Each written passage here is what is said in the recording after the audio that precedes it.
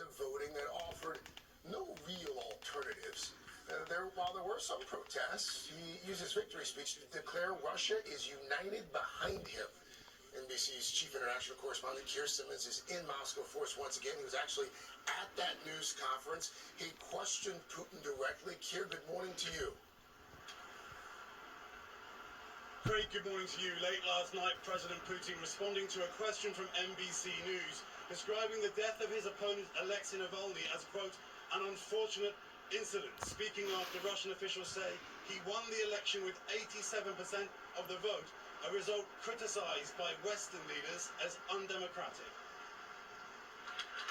This morning, President Putin beginning another 6 years in power after an election that saw dye poured into ballot boxes, arson attacks and drone strikes Russia blamed on Ukraine. Putin won the biggest victory of his leadership, Russian officials say, after years of crushing opposition leaders like Alexei Navalny and Boris Nadezhdin, who told us he voted by writing his initials on the ballot.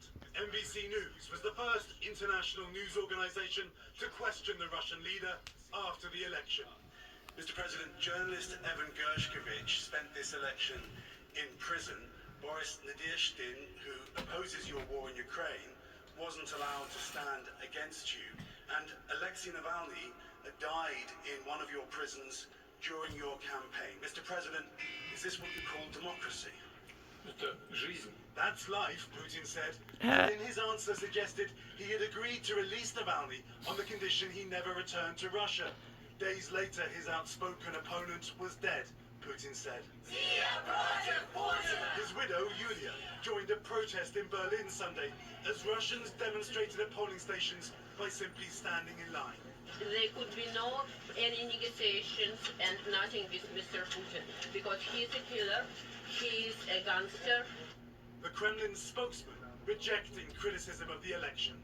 Alexei Navalny's